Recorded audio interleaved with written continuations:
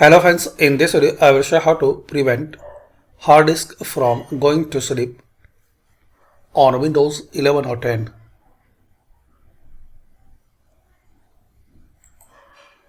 Click on Start, search Edit Power Plan.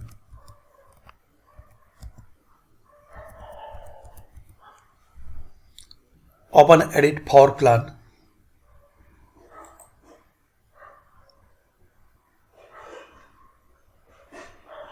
Here click on Change Advanced Power Settings. Expand hard disk. Here you can make hard disk. Here you can turn off hard disk after. So make 0.